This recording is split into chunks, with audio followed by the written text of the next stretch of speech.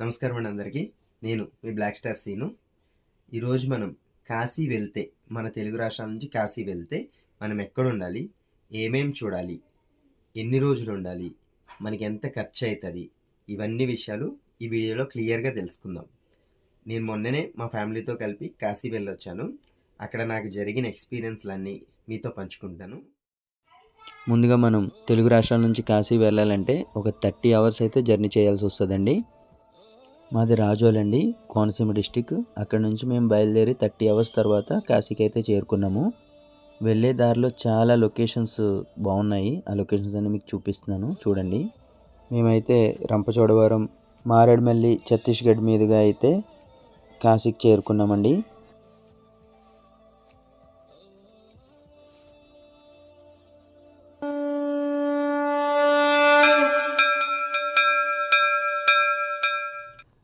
మొత్తానికి ఒక 30 గంటల ప్రయాణం తర్వాత కాశీకి అయితే చేరుకున్నామండి. కాశీ చేరుకున్న తర్వాత మొదటి రోజున మేము పిండ ప్రదానం చేద్దామని చెప్పేసి కేదార్ ఘాట్కి అయితే వెళ్ళాము. కేదార్ ఘాట్లో మన తెలుగు పంతులు గారు ఉన్నారు. ఆ విశేషాలు చూద్దాం రండి. ఇప్పుడు మీరు చూస్తున్నదే కేదార్ ఘాట్ అండి. ఆయనే మన తెలుగు పంతులు గారు. మేము స్టే చేసిన హోటల్ తరపు నుంచి అయితే మేము ఇక్కడికి రావడం అనేది జరిగింది. వాళ్ళని సజెషన్ అడిగాము. ఇక్కడ కేదార్ ఘాట్లో ఈ తెలుగు పంతులు గారి దగ్గరికి అయితే వచ్చాము. ఇక్కడ వీళ్ళైతే పిండ ప్రదానం చేయించారు. అందరికీ గుంపులుగా చేపిస్తున్నారు. ఒక బ్యాచ్ కింద. ఒక్కో బ్యాచ్కి మినిమం ఒక హాఫ్ అన్ అవర్ అయితే టైం పడుతుంది. ఒక్కొక్క పర్సన్కి పిండ ప్రదానం చేయడానికి 3100 అయితే ఛార్జ్ చేస్తున్నారు వీళ్ళు. కానీ బయట కనుక్కుంటే అంత లేదని తెలిసింది. ఈ విషయంలో మాత్రం మీరు జాగ్రత్త పడాలి. ఈ విషయంలో అయితే మీరు డైరెక్ట్గా కేదార్ ఘాట్కి వచ్చేసి ఎవ్వరిని అడగండి. తెలుగు గైడ్లు కానీ ఎవ్వరు గైడ్ అనేవాళ్ళు అవసరమే లేదు కాశీలో. మీరే డైరెక్ట్గా వచ్చి ఈ కేదార్ ఘాట్కి వచ్చి పంతులు గారి దగ్గర మాట్లాడుకుని మీరు డైరెక్ట్గా చేసుకోవచ్చు. ఒక 500-600లో మీకు పిండ ప్రదానం అయితే అయిపోతుంది. పిండ ప్రదానం అయిన తర్వాత ఈ బోట్లో మనం మణికర్ణిక ఘాట్కి వెళ్ళి ఆ పిండాలు ఏమైనా ఉంటే కలపాల్సి వస్తుంది అనమాట. అక్కడికి వెళ్ళడానికి కూడా వీళ్ళు బోట్లో చాలా ఎక్కువ ఛార్జెస్ చేస్తున్నారు. ఈ విషయంలో కూడా మీరు జాగ్రత్తగా ఉండాలి. ఇవ్వండి, ఇప్పుడు మేము ఎక్కిన బోట్ అయితే మాకు 5000 రూపీస్ ఛార్జ్ చేశారు. కానీ చాలా ఎక్కువ. నార్మల్గా అయితే ఒక 1000 కానీ 1500 కానీ ఉంటుంది. 1000-1500 కన్నా ఎక్కువ పెట్టకండి. అయితే కాశీలో స్టే చేయడానికి ప్రైవేట్ రూమ్సే కాకుండా చాలా సత్రాలు కూడా ఉన్నాయండి. ఆ సత్రాల్లో తెలుగు సత్రాలు ఉన్నాయి. సైకిల్ బాబా సత్రం, తారకరామ ఆంధ్రాశ్రమం, తెలుగు వాసవి సత్రం, ఇలా చాలా సత్రాలు ఉన్నాయండి. వాటిలో కూడా మనం వెళ్ళి స్టే చేయొచ్చు. కాకపోతే అక్కడ వెయిటింగ్ ఉంటుంది. ఆన్లైన్ బుకింగ్ అలాంటిది ఏమి ఉండదండి. మనం అక్కడికి వెళ్ళి డైరెక్ట్గా వెళ్ళి ఆ రోజు ఖాళీ ఉంటేనే మాత్రమే మనకి ఇస్తారు. కానీ చాలా తక్కువలో అయిపోతుంది అనమాట. ఈ సత్రాల్లో మనకి 100 నుంచి 500 లోపే రూమ్ వస్తుందండి. అండ్ దాంతోపాటు ఉచితంగా భోజనం కూడా పెడతారు వీళ్ళు.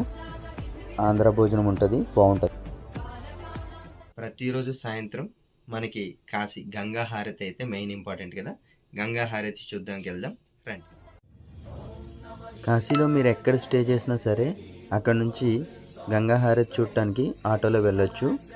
ఆటోకి వచ్చేసి ఒక 100 రూపీస్ అయితే ఛార్జ్ చేస్తారు. ఫ్యామిలీ మొత్తం వెళ్ళిపోవచ్చు. మేము వెళ్ళింది అయితే హస్సీ ఘాట్ అనమాట, ఫస్ట్ ఘాట్. ఈ హస్సీ ఘాట్ కాకుండా ఇంకా ఒక 4 చోట్ల అయితే గంగా హారతి అయితే జరుగుతుంది.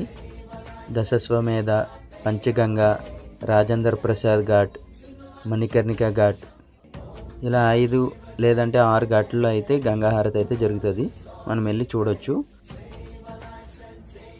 మీకు లైవ్ ఎక్స్పీరియన్స్ ఇద్దామని గంగా హారతి ఒరిజినల్ ఆడియోనే ఉంచాను, చూడండి.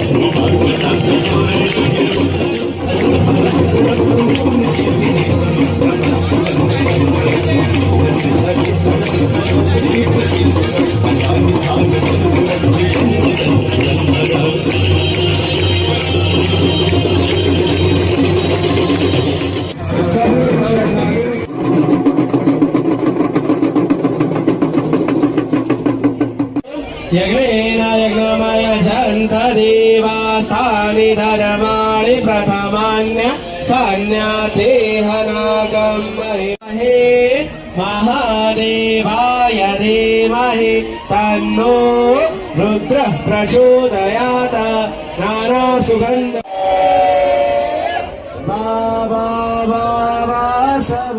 గంగాహారతి కంప్లీట్ అయిన తర్వాత ఇక్కడైతే అందరికీ బొట్టు పెడతారు. ఓపిక ఉన్న వాళ్ళు లైన్లో ఉండి బొట్టు పెట్టించుకోవచ్చు. చాలా బాగుంటుంది. ఈ బోట్లన్నీ ఓన్లీ 100 రూపీసే ఛార్జ్ చేస్తారండి. నైట్ బోటింగ్ అనమాట. చాలా బాగుంటుంది.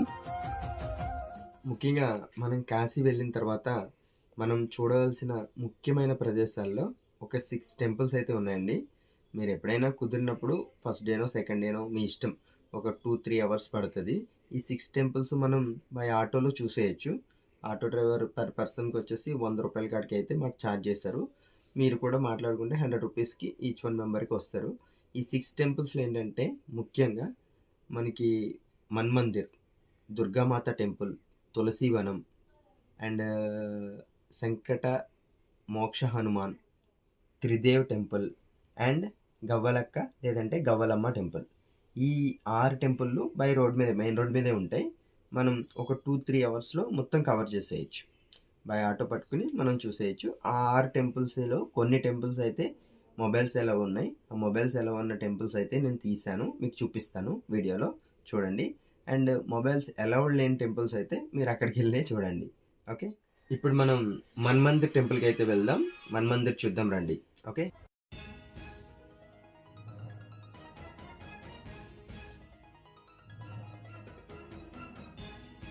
ఇప్పుడు మనం చూస్తున్న టెంపుల్ వచ్చేసి మన్మందిర్ టెంపుల్ అనమాట. ఈ మన్మందిర్ టెంపుల్ ఏంటంటే స్పెషల్, చాలా విశాలమైన టెంపుల్. రాముల వారు, లక్ష్మీదేవి, ఒక 156 శివలింగాలు అయితే ఉన్నాయండి. ఈ 156 శివలింగాలు కూడా మనం చేత్తో తాకొచ్చు. వాటితో పాటు ఒక 12 స్ఫటిక లింగాలు కూడా ఉన్నాయి. చూడండి, చాలా బాగుంది టెంపుల్ అయితే. ఈ టెంపుల్లో మెయిన్గా ఒక పెద్ద శివలింగం ఉంది. ఆ శివలింగానికి మనమే మన చేత్తో అభిషేకం చేయొచ్చండి. లాస్ట్లో వెళ్ళినప్పుడు నేను కూడా చేశాను.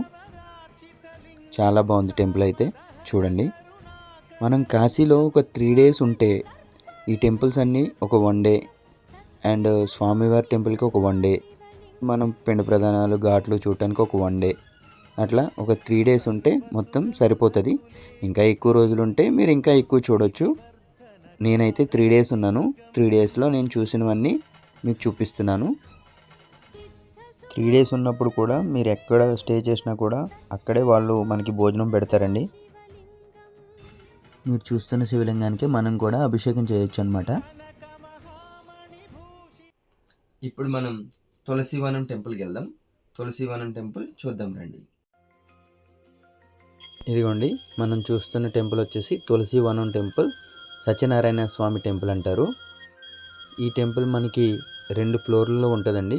గ్రౌండ్ ఫ్లోర్లో దేవతామూర్తులు ఉంటారు, సత్యనారాయణ స్వామి, విష్ణుమూర్తి, శ్రీరాముడు.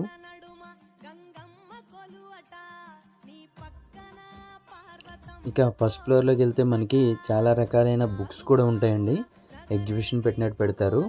అండ్ ఇప్పుడు మీరు చూస్తున్న విజువల్స్ వచ్చేసి మన రామాయణం, మహాభారతం ఇలాంటి ఇతిహాసాలన్నీ మనకి కళ్ళకి కట్టినట్టు చూపిస్తారు.